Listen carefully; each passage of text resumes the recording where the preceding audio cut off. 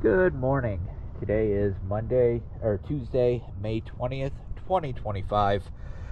It's been roughly 2 weeks since we've cleaned the waterline and the hull of Norwegian Blue. So we're back out here just to see how everything is progressing. It's been roughly 2 weeks, so we're going to go ahead and check the waterline and see how the growth is.